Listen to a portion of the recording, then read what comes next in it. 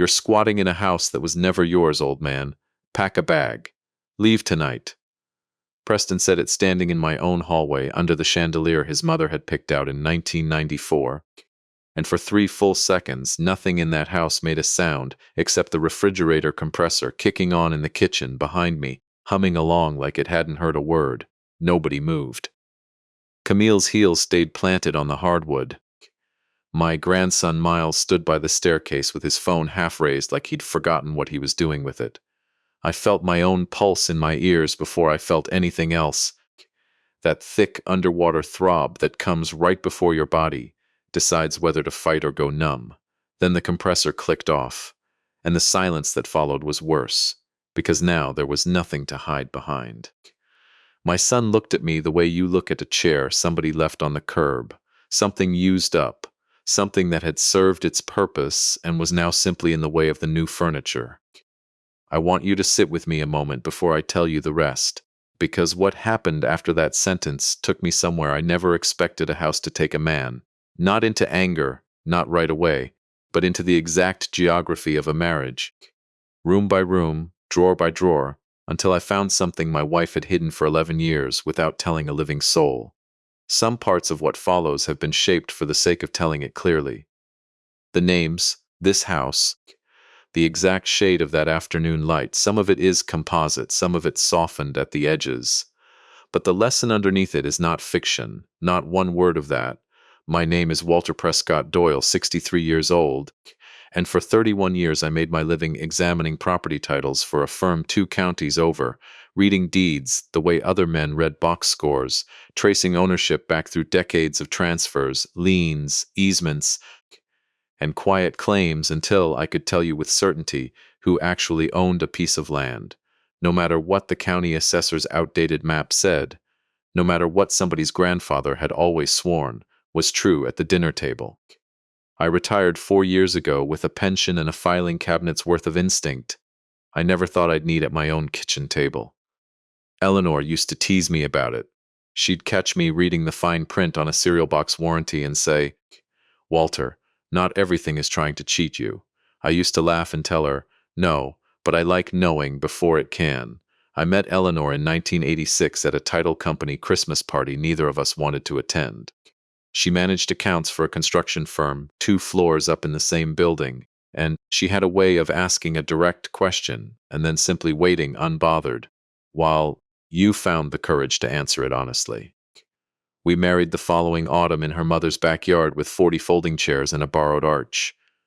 We had 11 lean years before we had one good one, a car that needed a new transmission twice, a roof that leaked into Preston's nursery the winter he was born, 3 Christmases where the tree came from the discount lot, after the good ones were already picked over. I worked Saturdays for 6 straight years, every one of them, cataloging title histories for a firm that paid overtime in nothing but gratitude. Eleanor took in bookkeeping for 2 small businesses on top of her regular job, just so we could put $400 a month toward the house on Ashworth Lane, the one we bought at auction in 1998 for a fraction of what it was worth, because the previous owner's estate had let it fall into disrepair, and nobody else wanted the work. We did the work.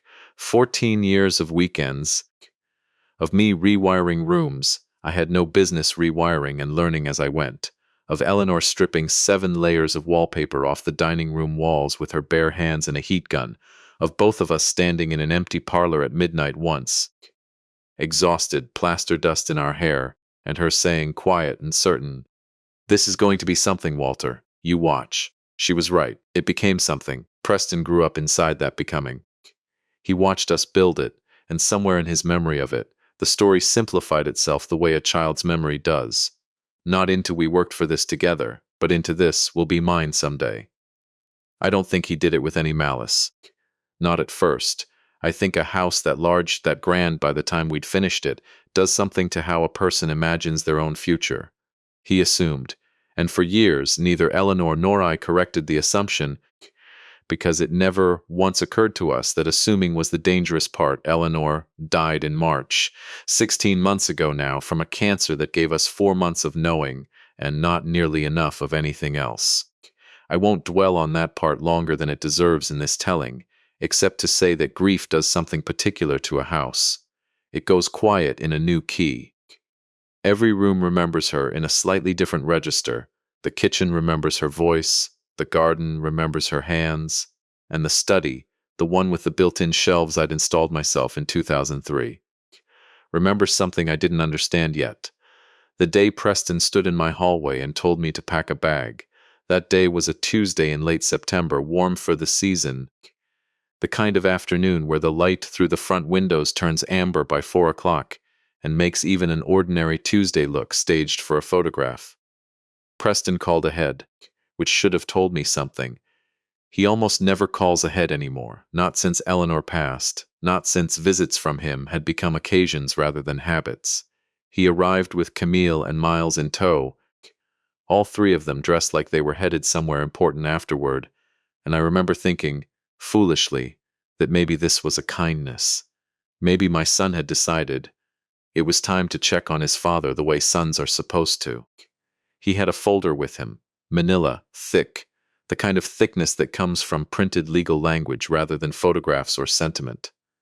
He set it on the coffee table in the front room, the room where Eleanor used to read in the wingback chair by the bay window, and he sat down across from me without being asked, the posture of a man reclaiming territory rather than visiting it. "Dad," he said, "we need to talk about the house." I said, "All right, talk. You know, Mom always said this place would come to me eventually. That's not new information. It's just time to formalize it. I've had a lawyer draw up transfer paperwork, quitclaim deed. All you have to do is sign, and we handle the rest, the sale, the logistics, everything. There's a nice condo complex on Bellhurst, 1 floor, no stairs, close to a hospital in case you ever need one." I looked at Camille, who was studying her own manicure with great concentration, and at Miles, 24 years old, standing near the staircase with the particular discomfort of a young man who suspects he's about to watch something he'll regret witnessing. I looked back at my son. "This house isn't for sale, Preston," I said. "And it was never promised to you. Your mother and I built this together. It's not a family heirloom sitting on a mantel. It's a mortgage we finished paying in 2019, and a roof I redid myself in 2011. "That's not what Mom told me," he said, and his voice had an edge now, the edge he'd inherited from some ancestor neither of us had ever met, because it certainly wasn't mine and it wasn't Eleanor's. "She told me years ago this would be mine. You're 63, Dad. You're alone in a 6-bedroom house. It's not sustainable. And honestly, it's not fair to keep sitting on an asset that could set our family up for the next generation while you rattle around in here by yourself." An asset. My wife's dining room, the one she'd stripped 7 layers of wallpaper from with her own hands, had become, in my son's mouth, an asset. That is when he said it. He'd stood up by then, folder still on the table, Camille rising beside him like she'd rehearsed the timing of it, and something in his face went cold in a way I hadn't seen since he was 17, and I'd caught him lying about a wrecked car. "You're squatting in a house that was never yours. Old man, pack a bag. Leave tonight." 3 seconds of silence, the refrigerator compressor humming, then clicking off, nobody moving. And then, because a man doesn't always know what he'll do until the moment arrives, I found myself standing very still, looking at my son the way you'd look at a stranger who'd wandered into the wrong house entirely, and I said, quiet, level, the voice I used to use reading a bad title report out loud to a client who didn't want to hear it. Say that again. He didn't. He looked, for just a fraction of a second, like a boy who'd heard his own words land somewhere he hadn't intended, and then Camille's hand found his forearm, and whatever had flickered in him closed back over, smooth as a door. "We're not trying to be cruel, Walter," Camille said, using my first name the way she always did when she wanted to sound reasonable instead of related. "We're trying to be practical. Preston's had some setbacks this year. This would help all of us. Surely you understand that family means sharing the load." I did not ask what setbacks. I would learn in time exactly what they meant by that word, and it would explain a great deal more than either of them intended it to. But in that moment, standing in my own front room with my dead wife's reading chair 6 feet away, and a folder of transfer paperwork on the table between us, I said the only thing that felt true enough to say out loud. "This is my home. Preston, it was your mother's home. It is not an asset waiting for a signature. I built the frame of that study with my own hands. I am not signing anything tonight, and I am not leaving." He picked the folder back up, jaw tight, and for a moment I thought he might actually escalate it right there in front of his own son. Instead, he said, "Fine, we'll see how long you last rattling around this place alone." And he walked out, Camille trailing behind him, murmuring something about giving me time to think it over. The exact same phrase, I would realize later, that people use when they've already decided the outcome and are only waiting for you to catch up to it. Miles lingered by the door a second longer than the others. He looked at me, really looked the way he used to when he was 7 and would ask me questions about the war his history teacher had glossed over, and he said, so quiet I almost missed it, "Grandpa, I don't think that's how Grandma explained it to me." Then he was gone too, and the house was mine again, and it was silent in the particular way a house is silent after it has just been threatened. I stood in that front room for a long time after their cars pulled out of the driveway. I did not cry. I want to be honest about that, because there is a version of this story where the widowed father breaks down the moment his family leaves, and that is not what happened to me. What happened to me was stiller than that, and colder, and far more useful. 31 years of reading deeds had taught me one lesson above every other. The person who tells you a thing was always meant for you is very often the same person who has never once checked whether that's actually true. Preston believed, with total conviction, that this house was promised to him. He believed it the way you believe the sky is blue, unexamined, inherited, never once verified against the actual record. I had never verified it either, not out loud, not with him.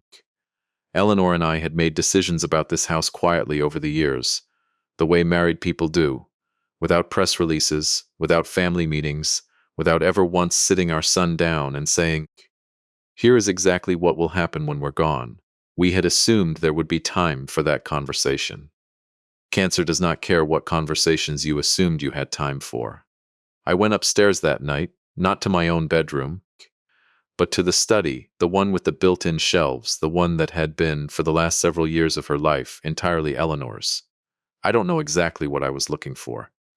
I think some part of me, the part trained by 31 years of chain of title work, understood before the rest of me caught up, that if my wife had made any decisions about this house that Preston didn't know about, this room was where the record of them would be. Not because she'd told me to look there, because I knew her, because a woman who stripped wallpaper with her bare hands and kept a ledger of every dollar we ever saved was not a woman who left the most important things unrecorded. The shelves were mostly books, her gardening journals, 4 decades of photo albums we'd never quite finished organizing. But on the bottom shelf, pushed to the back behind a row of encyclopedias neither of us had opened in 20 years, my hand found something with corners, wood, not cardboard, a small box maybe 10 inches across, with a brass clasp gone dull with age and a keyhole I didn't recognize. I sat down on the floor of that study with my back against the shelves, the same spot where Eleanor used to sit some mornings with her coffee before the rest of the house woke up, and I held that box in both hands for a long moment before I tried the clasp. It didn't give. Locked and no key in sight. Not on the shelf, not in the drawer beside it, not anywhere in that room that I could find that night with my hands shaking harder than I wanted to admit. I want to tell you I broke it open right then. I didn't. Some instinct, the same one that used to tell me not to sign off on a title report until every last name on the chain had been verified, told me this was not a box you forced. This was a box you found the key to properly, or you risked losing whatever was inside it to your own impatience. So I set it on the desk, turned off the lamp, and sat in the dark of my dead wife's study for a while longer than I probably should have, running my thumb along that brass clasp, and I did not yet know it. But that small locked box was going to answer every question my son had just tried to force out of me with a folder and an ultimatum, and it was going to do it in a way none of us saw coming. The next morning, I called the one person I trusted enough to bring into this, before I understood what I was even bringing them into. Marguerite Alvarez had been Eleanor's estate attorney for the better part of a decade, She'd handled the will after Eleanor's diagnosis, sat with both of us in a beige conference room while my wife, gaunt but sharp as ever, dictated wishes she refused to soften for anyone's comfort, including mine. Marguerite answered on the second ring, the way she always did, like she'd been expecting the call before it came. "Walter," she said, "how are you holding up? I need to ask you something, and I need you to be straight with me the way you were with Eleanor," I said. "Did my wife ever set anything up regarding the house that I wasn't part of? A trust, an amendment, anything separate from the will you and I went through together?" There was a pause on the line, the kind of pause that told me more than words would have. "Walter, I can't disclose details of client instructions. I'm not certain you're cleared to hear, not over the phone, not without pulling the file first. Can you come in this afternoon?" I told her I could. I told her, too, about the locked box, and about my son standing in my hallway the night before, telling me I was squatting in a house that was never mine, and I heard her exhale slowly on the other end. Sss, the sound of a woman recalibrating an afternoon she'd thought would be routine. "Bring the box," she said. "Don't force it open. Bring it exactly as you found it."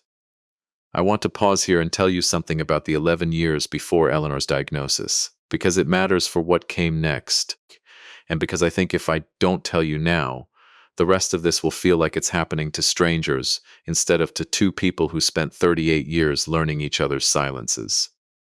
In 2013, 3 years after we'd finished the last of the major renovations on Ashworth Lane, Eleanor's younger brother Desmond died suddenly of a heart attack at 51. No warning, no illness anyone had caught in time. He left behind a mess, no will, 2 ex-wives with competing claims, a small business tied up in probate court for the better part of 2 years, while his actual children, my niece and nephew, watched strangers argue over what should have been theirs by simple right of being his kids. Eleanor sat through every hearing she could attend.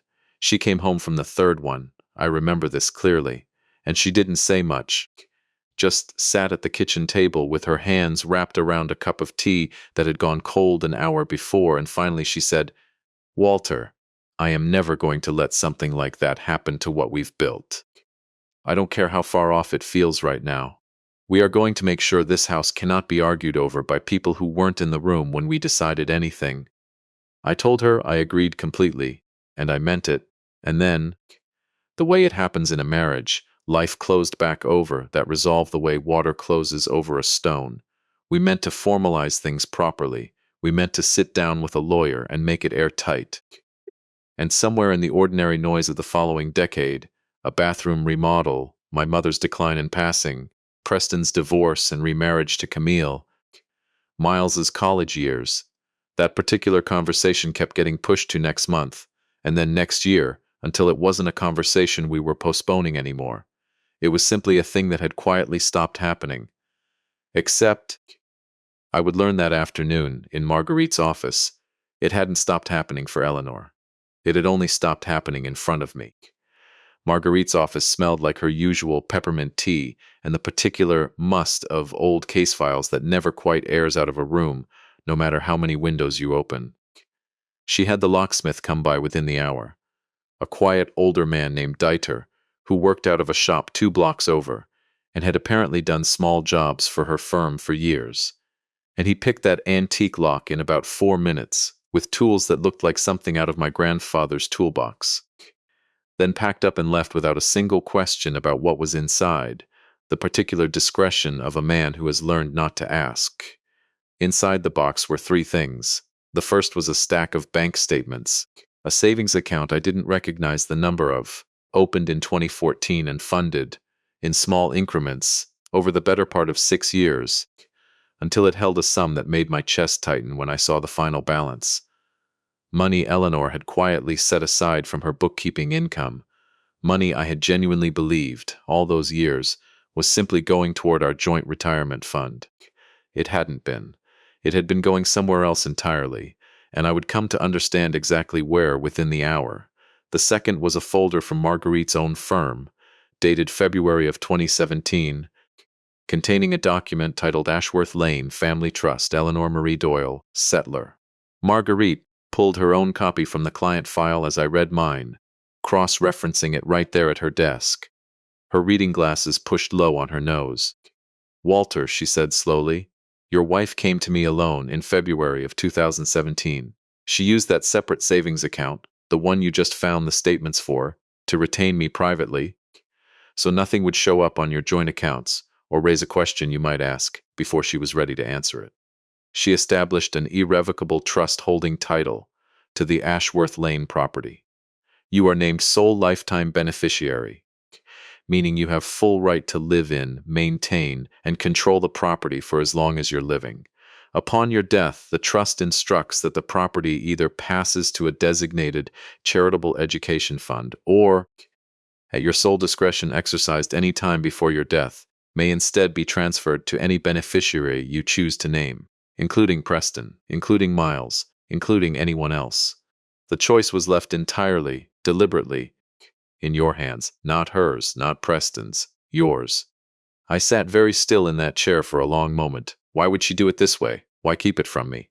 Marguerite turned to the third item in the box, an envelope, cream-colored, my name written across the front in Eleanor's looping, unmistakable hand, the same hand that used to leave grocery lists on the refrigerator, held down with a magnet shaped like a sunflower. "I think," Marguerite said gently, "she wanted you to hear it from her, not from me. I'll give you the room." I opened it alone. I am not going to read you every word of what my wife wrote in that letter, because some of it belongs only to me. But I will tell you the part that matters for the rest of this story, because it is the part that explains everything Preston still doesn't understand, even now. My darling Walter, if you're reading this, it means I finally worked up the nerve to hide it well enough that you found it on your own, instead of me having to sit across from you and explain why I did this behind your back. I want you to know it was never about not trusting you. It was about protecting you from something you're too kind to protect yourself from. After Desmond, I watched what happens to a house, to a family, to 40 years of two people's whole lives, when the people left behind start believing an inheritance is owed to them rather than given. I have watched Preston over the years start to talk about this house the way you'd talk about a car you're waiting to be handed the keys to. I don't think he means harm by it. I think he simply stopped remembering that we built this brick and wallpaper and weekend by weekend, and started believing it was always going to be his. I couldn't correct that in him without it becoming a fight neither of us wanted to have, while I still had good years left with him. So I did the only thing I knew how to do instead. I made sure that whatever happens, whoever comes to this door and tells you that you don't belong in it, the paper says otherwise, and the paper says it, because I put it there myself, quietly, so you'd never have to carry the weight of having asked our son to prove he loved us more than he loved this house. You get to decide what happens to it, Walter. Not him, not anyone. That was always the point. I love you more than any deed could ever say. Take care of my garden. Eleanor. I sat in Marguerite's office for a long time after I finished reading, the letter in one hand, the trust document in the other. And I understood, in a way I hadn't fully let myself understand the night before, that my son had stood in my hallway and told me I was squatting in a house that was never mine, and he had said it with total, unshakable confidence because, as far as he knew, that confidence had never once been tested. He didn't know about the trust. He didn't know about the letter. As far as Preston Doyle was concerned, this house was a family asset his mother had always promised him, sitting in the hands of an old man who was, in his mind, simply refusing to hand over what everyone had always understood to be his. He was wrong about almost everything except one thing. He was right that a decision had been made about this house years ago, quietly, without him in the room. He simply had no idea that the decision had gone the other way. "What do you want to do with this?" Marguerite asked when I finally looked up. "I want to understand what he meant by setbacks," I said. "Camille said Preston had setbacks this year. I want to know what that means before I decide anything else." Marguerite folded her hands on the desk. "That's not something I can help you with directly, Walter, but I know someone who might. A colleague of mine handles a fair amount of civil judgment work downtown, and if your son has anything recorded against him publicly, she'd know how to search it properly, through the right channels. I'll make the call." I drove home that afternoon with the trust documents in a folder on the passenger seat, and Eleanor's letter folded into my shirt pocket, close against my chest the way I used to carry things that mattered when I was young enough to still believe carrying them close made them safer. The house was quiet when I pulled into the driveway, the September light going gold across the lawn the same way it had the evening before, except now it looked entirely different to me. Not because anything about the house had changed, because I finally understood, for the first time since Eleanor died, that I wasn't the one who'd been left unprotected in all of this. I had been protected the whole time. I simply hadn't known it yet. I want to tell you something about grief that nobody tells you until you're standing in the middle of it. It doesn't announce itself in a straight line.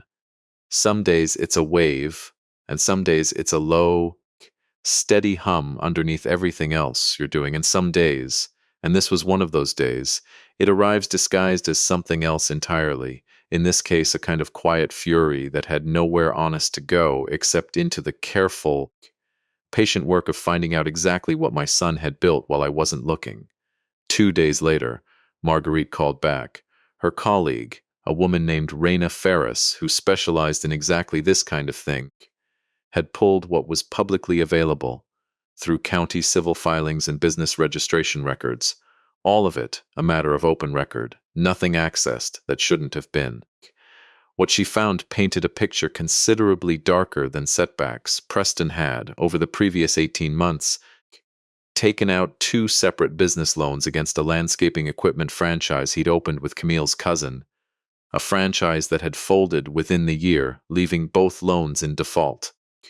There was a civil judgment already filed against him by the equipment supplier, a little over $41,000, with a court date set for late October. There was a second, smaller judgment from a contractor he'd apparently hired to renovate a rental property he and Camille owned jointly, work left unfinished when the money ran out. And there was a lien, this was the detail that made my stomach turn cold, a lien recorded against that same rental property by the mortgage lender, 6 months behind on payments, foreclosure proceedings not yet filed, but, according to Raina's notes, well within the window where they typically would be, my son was not asking me to leave my home because he believed in some warped but sincere way that it was time for his aging father to downsize. My son was drowning in debt he hadn't told a single member of his family about, and somewhere in the last several months, sitting across a kitchen table from his wife, he had looked at his father's 6-bedroom house on Ashworth Lane, sitting on land now worth roughly 4 times what we'd paid for it, and he had done the arithmetic that desperate men do. He hadn't come to check on me that Tuesday evening. He had come to collect on an inheritance he believed was already his, because that inheritance was the only thing standing between him and a courtroom in late October. I sat with that for a long while before I did anything with it. I thought about the boy who used to ride his bicycle down Ashworth Lane, so fast his mother would stand on the porch with her hand over her mouth, half laughing, half terrified. I thought about the young man who'd cried at his own wedding to Camille, genuinely, unguardedly, the kind of crying you can't fake. And I thought about the man who had stood in my hallway 3 nights earlier and told me, flatly, that I was squatting in a house that was never mine. I am not a man who enjoys punishing the people I love. I want to be clear about that, because what I did next was not born out of a desire to see my son suffer. It was born out of the very simple, very old-fashioned understanding that a man who will lie to his own father's face about the origins of his desperation is a man who has stopped believing honesty will get him what he needs. And the only way to teach him otherwise, the only way that had ever worked with Preston since he was small, was to make the truth impossible for him to avoid any longer. That evening, I called him. He picked up on the 4th ring, his voice carrying the particular caution of a man who suspects the conversation he's about to have is not the one he wants. "Dad, I found something of your mother's," I said. "I think you should come by tomorrow evening. Bring Camille. There are some things I need to say to both of you, and I'd rather say them once." There was a pause, and in it I could hear him recalibrating, the way he always did, searching for the angle that would let him walk into that conversation, still believing he held the stronger hand. Does this mean you're reconsidering the paperwork? He asked. It means, I said, that I finally understand exactly what paperwork exists regarding this house, Preston. Tomorrow evening, 7 o'clock. And bring Miles if he wants to come. I think it's time he heard the truth too, whatever that turns out to mean for all of us. I hung up before he could answer, and I sat in the quiet of that front room where he'd told me to pack a bag 3 nights earlier, Eleanor's letter still folded in my shirt pocket, the trust documents squared neatly on the coffee table where his folder of transfer paperwork had sat. And I thought about what Marguerite had told me on my way out of her office that afternoon, almost as an afterthought. The kind of thing a good attorney says gently because she knows exactly how much weight it's about to carry. Walter, she'd said, you have every legal right to do absolutely nothing tomorrow evening, except sit across from your son and let him keep believing whatever he wants to believe. The trust protects you regardless of what he says or does.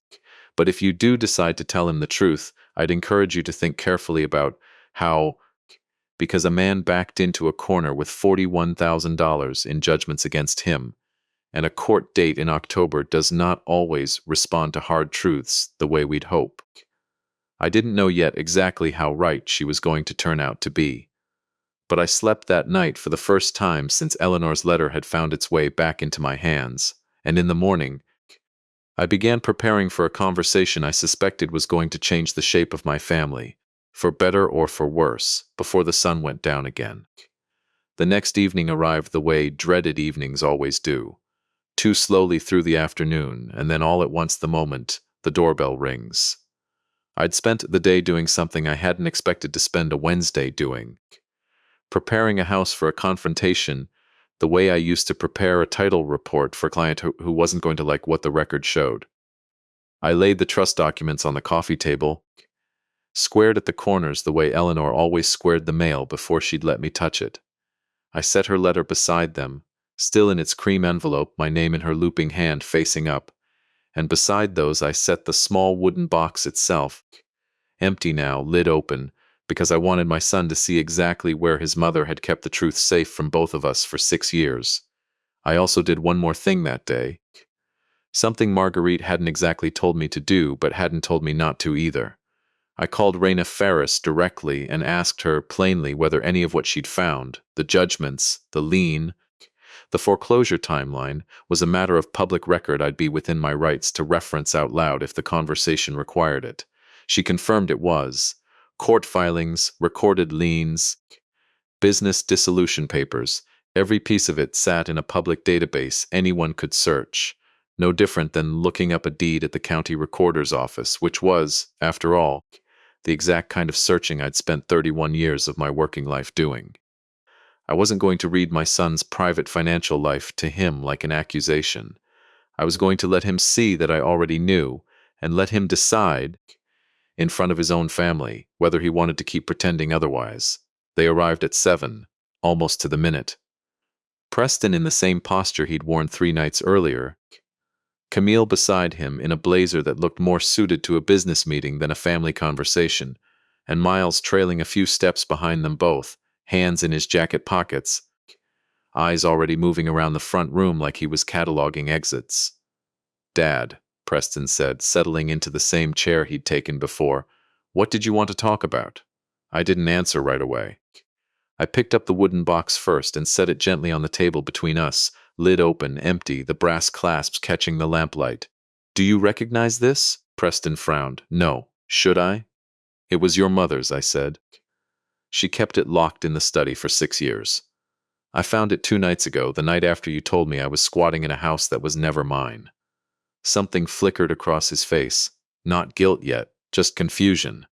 The look of a man who senses a conversation is not unfolding the way he'd scripted it. Camille's expression beside him stayed remarkably still, and I noted that, the way I used to note when a signature on a deed looked just slightly too practiced to be an accident. "Preston," I said, "your mother set up an irrevocable trust in 2017. She used a private savings account you never knew existed to pay for it, specifically so it wouldn't show up on anything either of us might notice together. The trust holds title to this house. I am the sole lifetime beneficiary. That means, legally, this house is not an asset waiting to be divided or sold or signs over to anyone. It is mine to live in for as long as I'm alive, and mine alone to decide what happens to afterward. I watch the words land the way you watch weather move across a field, visible, physical, undeniable once it arrives. Preston's jaw tightened. That's not what she told me, he said, his voice climbing half a register the way it had 3 nights before. She told me, more than once, growing up, that this house would be mine. You're telling me she lied to me? I'm telling you, I said, keeping my voice level, that your mother made a decision, quietly, without consulting either of us, because she watched what happened to her brother Desmond's family when nobody had made a decision at all, and she was terrified of the same thing happening here. She left me a letter explaining exactly why. I'll read it to you if you want to hear it. I don't need to hear a letter, Preston snapped. I need to understand why my own mother would set something up behind my back and never once tell me. Because, I said, and here I let myself say the thing I'd been holding since the confrontation 3 nights earlier. She was worried you'd started to believe this house was owed to you, rather than something two people built together over 38 years. She told me so, in her own words, in that letter. She said she watched you start to talk about it, the way you'd talk about a car you were waiting to be handed the keys to. The room went very quiet then. The particular quiet I remembered from the night he'd told me to leave. But this time it was Preston who had gone still, and it was Camille who moved first, leaning forward, her voice smooth and reasonable in a way that made the hair on the back of my neck rise before I understood why. Walter, she said, I understand this is emotional for everyone, but let's be practical for a moment. Whatever Eleanor's intentions were, you can't seriously expect a family to just accept that a house this size sits empty around one aging man, while your son is drowning trying to keep his family afloat. Surely even a trust can be revisited. You have discretion, don't you? Isn't that what you just said? I looked at her for a long moment. How did you know I have discretion to name a beneficiary, Camille? I haven't mentioned that detail yet. She blinked just once, but it was enough. Preston turned to look at her, and I watched something pass across his face that I recognized instantly, because I had felt it myself 3 nights earlier standing in this same room. The specific vertigo of realizing the ground under a conversation was not where you thought it was. Preston must have mentioned it, Camille said too quickly. Or Marguerite's office, when they contacted us about... Nobody from Marguerite's office has contacted you, I said. I only learned about the discretion clause myself 2 days ago, sitting in her office. I haven't discussed it with anyone since, not Preston, not Miles. Only you, just now, seemed to already know it existed. Miles, who had been standing near the staircase saying nothing, shifted his weight, and I saw him look at Camille, the way you look at someone you're suddenly seeing from an angle you hadn't considered before. Camille, Preston said slowly, how would you know that? For the first time since they'd arrived, Camille's composure cracked, just at the edges, a hairline fracture in a surface that had clearly been maintained through considerable effort. Because I looked into it, she said, months ago. After the loan started going bad, I did some digging, property records, that kind of thing. All public information, Preston. Don't look at me like that. And I found references to a family trust filed back in 2017. I couldn't get the details, but I knew something existed. I told you we needed to move quickly, that your father wasn't going to hold this house forever, and that we needed to get ahead of whatever was in that trust before it locked us out entirely. That's why I pushed you to go over there with the quitclaim paperwork. That's why I told you to say what you said. The silence that followed was different from every silence that had come before it in that house over the previous 3 days. Preston sat very still, staring at his wife, and I watched 31 years of reading people's true intentions off documents they thought were airtight tell me exactly what was happening in my son's face. The slow, sick arithmetic of a man realizing the cruelty he delivered to his own father hadn't been entirely his own idea, that it had been handed to him, sharpened by the person sitting closest to him. You told me what to say, Preston repeated. Quiet now, all the earlier bravado gone out of his voice like air out of a tire. You told me to call him. You told me exactly what to say to him. Squatting. Never yours. That was strategy, Camille said. And her voice had lost its warmth entirely now, gone flat and defensive. I was trying to protect our family, Preston, because you were too busy drowning in guilt over the loans to do anything about it yourself. Somebody had to be practical. You told me to say that about my mother's house, Preston said, and something in his voice cracked open. To my father, 3 days after. 3 days, Camille, and you're calling it strategy? I want to tell you that watching this unfold gave me some satisfaction, some vindication, after the ultimatum I'd been handed in this same room. It didn't, not the way I expected. What I felt instead, watching my son's face come apart in front of me, was something closer to grief, a fresh, specific grief for the version of Preston who might have come to me honestly 18 months ago and said, "Dad, I'm in trouble. I don't know what to do." Instead of the version who'd stood in my hallway reciting lines his wife had handed him like a script. "Preston," I said, and I kept my voice as gentle as I could manage while still saying what needed saying. "I need you to hear something, and I need you to actually hear it, not just wait for your turn to talk. Your mother did not fail to leave you this house because she loved you less than she loved this place. She protected it from becoming a wedge between people who loved each other, because she'd watched exactly that happen to her own brother's family, and it broke something in her she never fully got over. She left the decision about what happens after I'm gone entirely in my hands, not because she didn't trust you, but because she trusted me to make it fairly. When the time actually came, instead of it being assumed or fought over or handed out under pressure." "So what happens now?" Preston asked, and his voice had gone very small, the voice I realized with an ache in my chest, that I hadn't heard from him since he was maybe 9 years old and had broken something of his mother's by accident, and was waiting to find out how bad the consequences would be. "Now," I said, "I need you to tell me the truth about the loans. All of it. Not the version Camille scripted for you, not the version that makes this easier to hear. I already know about the equipment franchise default, the judgment from the contractor, the lien on the rental property, and the foreclosure clock running on it. I know your court date is in late October. What I don't know is why, 18 months ago, when this started, you didn't come to me and just tell me the truth instead of building an entire plan around convincing yourself this house was already yours to sell." Preston's face went through several things at once. Shock that I knew the specifics. Then something like shame, then underneath both, something rawer that he'd clearly been holding back for longer than 18 months. "Because I was embarrassed," he said finally. "Because you spent 31 years reading title reports so carefully that nobody could ever cheat you out of anything. And I took out 2 loans I didn't understand well enough, on a franchise Camille's cousin talked me into, and I lost almost everything we'd saved trying to fix it before anyone found out. I didn't want you to look at me the way you're looking at me right now." "How am I looking at you?" I asked. "Like Mom would have," he said, and his voice finally broke, right there in the front room, 3 feet from the chair where his mother used to read on Sunday afternoons. "Disappointed. Not angry. Disappointed. I could have handled angry. I couldn't handle that." I sat with that for a moment, because I understood it more than I wanted to admit. I had spent decades being the kind of father who solved problems quietly and efficiently, who read the fine print so his family never had to worry about the consequences of not reading it themselves.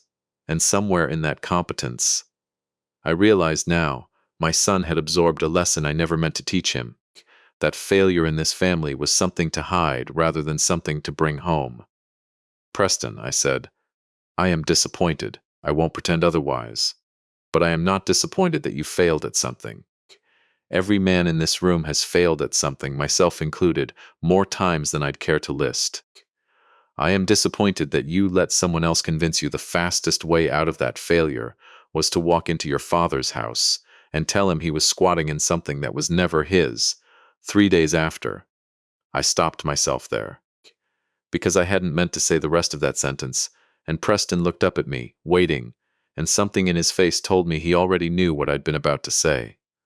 "3 days after what?" he asked quietly. I hadn't told him. In the chaos of the confrontation and everything that had happened since, I realized I had never actually told my own son the date. 16 months and 3 days since your mother died, I said. That's how long it had been. The night you stood in this room and told me to pack a bag. I wasn't going to say it. I don't think it changes what happened. But I think you should know it because I think somewhere underneath whatever Camille told you to say, some part of you already knew and said it anyway. Preston put his face in his hands, and Miles crossed the room without a word and sat down on the arm of his father's chair, one hand on his shoulder. The first genuinely tender thing I'd watched happen in that room in 3 days.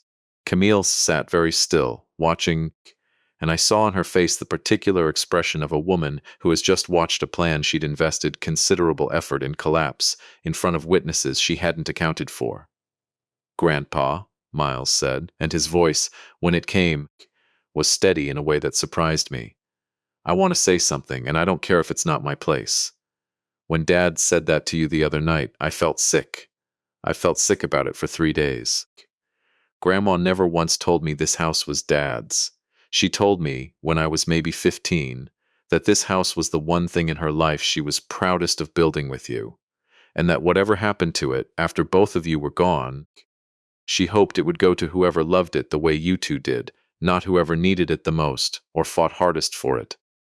I should have said something the other night. I didn't, and I've hated myself for it since." I looked at my grandson, 24 years old, standing up in a room full of adults twice his age, who had all, in one way or another, failed to be as honest as he'd just managed to be in under a minute, and I felt something in my chest loosen that had been tight since the moment Preston walked out 3 nights earlier. "Thank you, Miles," I said. "That means more than you know." Camille stood then, smoothing her blazer, her composure reassembled with visible effort.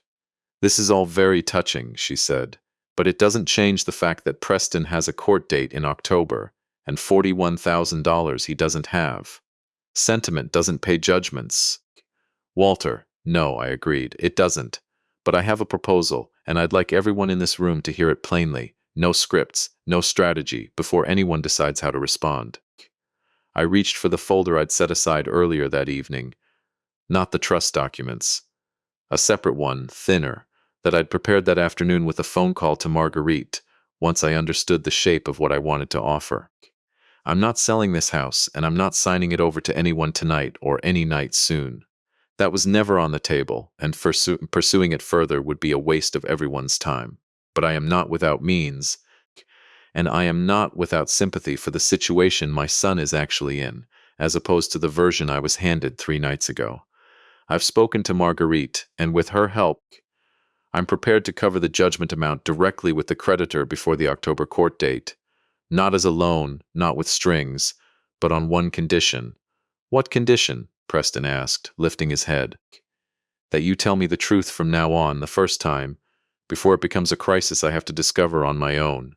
And that Camille," I said, turning to her, "understands clearly, tonight, in front of your husband and your son, that this house was never a chess piece to be maneuvered around, and that strategy built on convincing a grieving man he doesn't belong in his own home is not something I will forgive twice." The room was quiet again, but it was a different kind of quiet than any that had come before. Not the frozen, airless quiet of an ultimatum, but the heavier, more honest quiet of people sitting with the actual weight of what had almost happened, and what still might, depending on what came next. Camille didn't answer right away. She stood there in the lamplight of a room that had, 3 nights earlier, been the site of her carefully engineered ultimatum, and I watched her calculate. I recognized the look. I'd seen it 100 times across a negotiating table over deed disputes, the look of someone weighing whether the cost of admitting fault outweighs the cost of continuing to defend an indefensible position. "I did what I thought was necessary," she said finally, her chin lifting. "Someone had to be the practical one in this family. Preston was too paralyzed by guilt to act, and you—" She looked at me. "You've spent a year and a half grieving in this enormous house while your son quietly drowned 3 miles away. I'm not going to apologize for trying to force a solution when nobody else was offering one. You didn't offer a solution, Camille," Preston said, and his voice had changed. steadier now, something firmer underneath the exhaustion. You handed me a script and told me to deliver it like a foreclosure notice. There's a difference between forcing a solution and forcing my father out of his home 3 days after Mom's anniversary. And you knew the date. I told you the date myself, back in March, when I was upset it had already been a year. You knew. I watched that land on her exactly as heavily as it needed to. She didn't have an answer for it, not one that survived being said out loud in front of witnesses. And after a moment she gathered her coat from the back of the chair and said she'd wait in the car, that this conversation had clearly become something she wasn't going to be a productive part of. Nobody stopped her. The front door closed with a soft, deliberate click, not a slam, which somehow felt more damning than if she had slammed it. Preston sat with his head in his hands for a long moment after she'd gone, and when he finally looked up, something in his face had shifted entirely from the man who'd stood in my hallway 3 nights before.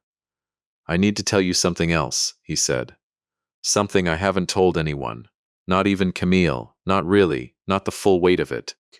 He took a breath, the kind of breath a man takes before he sets down something heavy he's been carrying alone for too long. When the franchise started failing, before any of the loans defaulted, before any of it, I came by here one afternoon while you were at your monthly appointment. I let myself in with my old key. I walked through the house, every room, Dad. I stood in Mom's study and I thought, if this were mine right now, I could refinance against it, I could make the loan payments, I could fix everything before anyone even had to know it broke in the first place.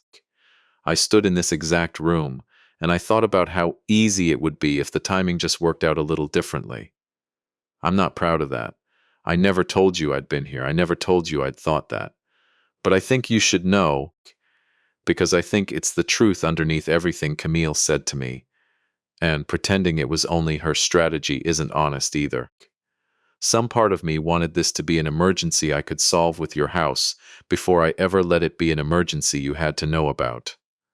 I sat with that confession for a long moment, because it cost him something real to say it, and I understood, hearing it, that this was the actual apology, not the earlier deflections, not Camille's practiced reasonableness, but this, a grown man admitting, in front of his father and his own son, that desperation had made him consider something he was ashamed of, and choosing to say it out loud rather than let it stay buried, where it could keep quietly shaping his decisions from underneath.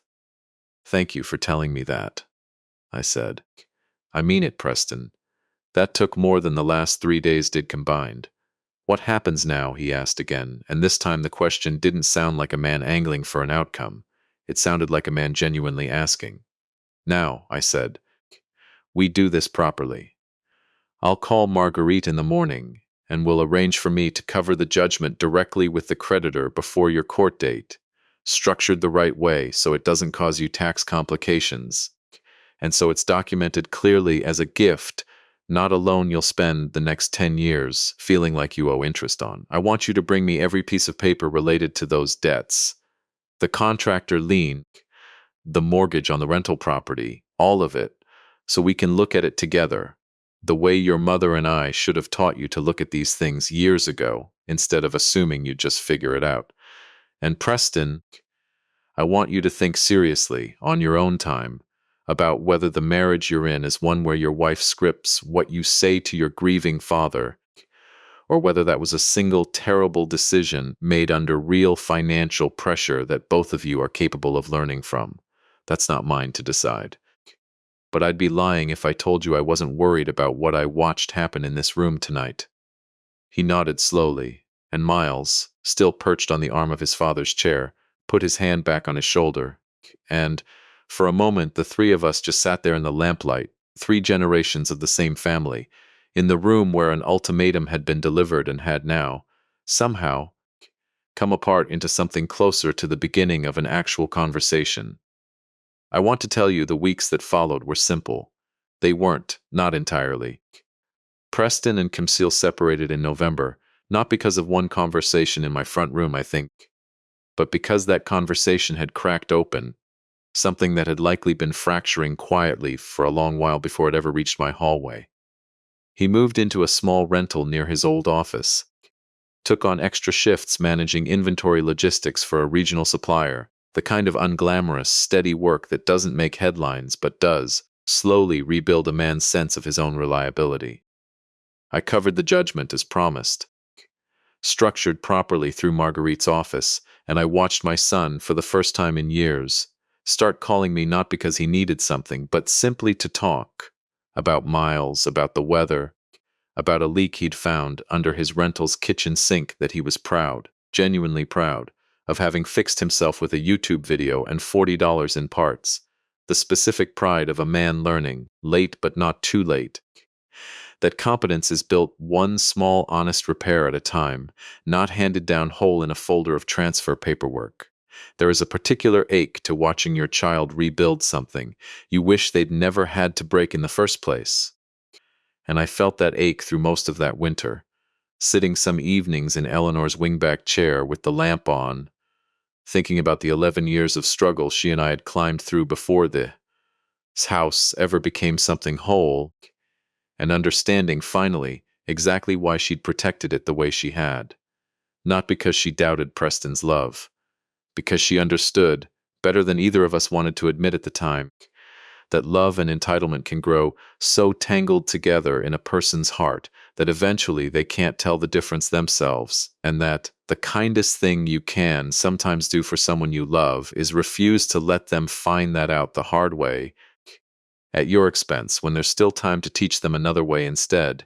In late January, on what would have been Eleanor's 61st birthday, I invited the whole family over.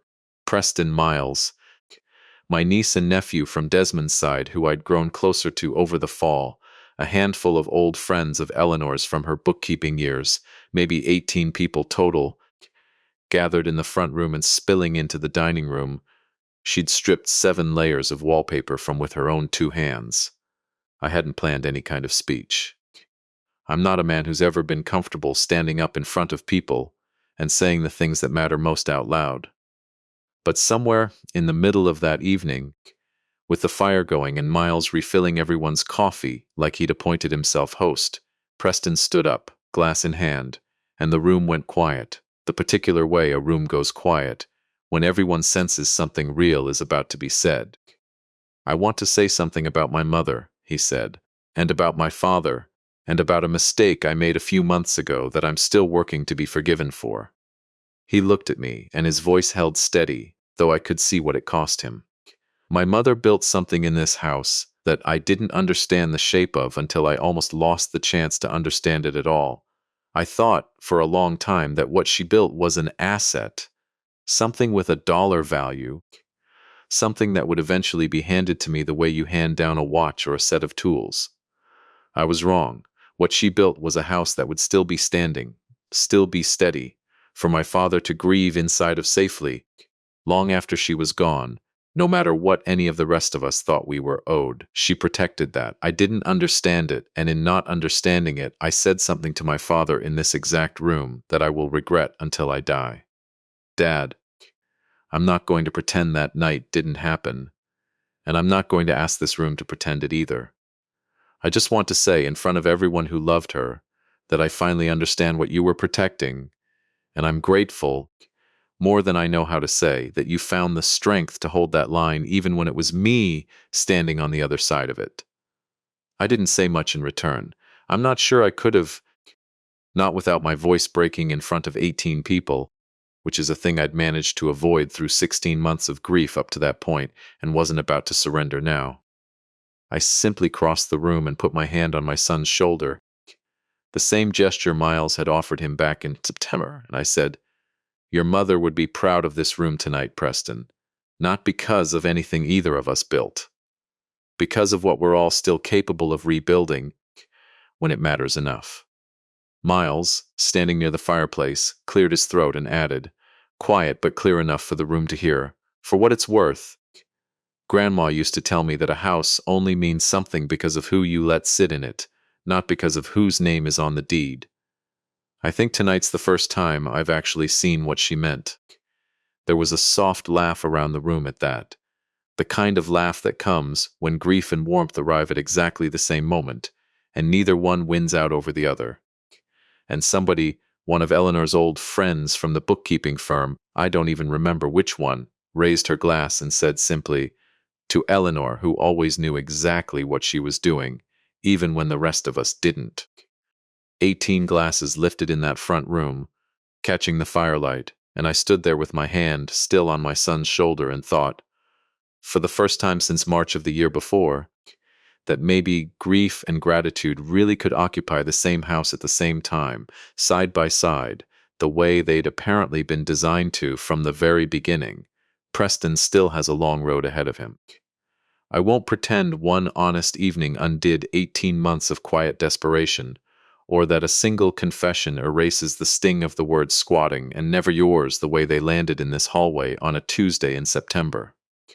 Some things you forgive quickly, and some things you forgive slowly, in installments, the way you pay down an old debt. A little more with every honest phone call, every small repair he tells me about with genuine pride. Every Sunday he shows up now without being asked, sometimes just to sit in his mother's chair for a while and read the newspaper the way she used to. I let him. I think she would have wanted that too.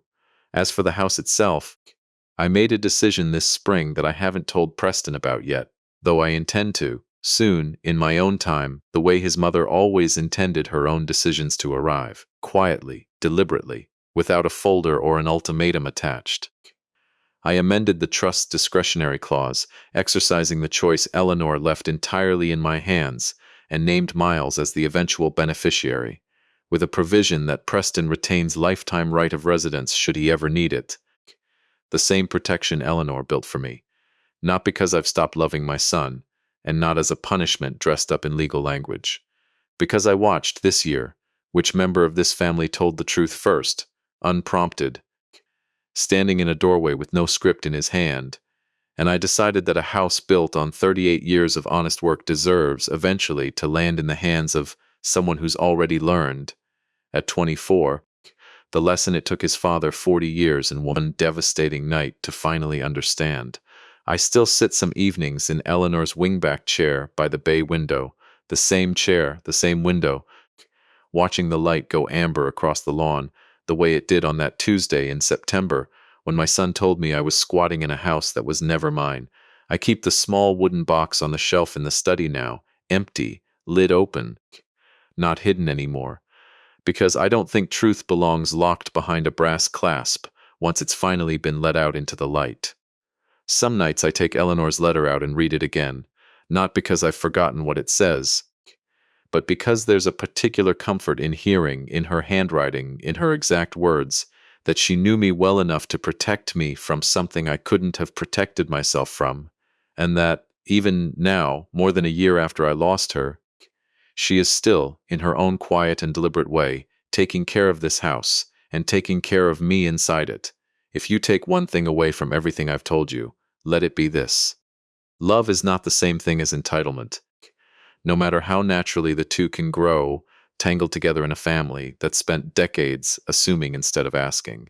The people who love you the most are sometimes the ones who protect you from a truth you're not ready to hear, quietly, patiently, for years, until the day finally comes when you need that protection most. And you'd never even have known to thank them for it if you hadn't been forced, one ordinary Tuesday evening, to go looking for the truth yourself.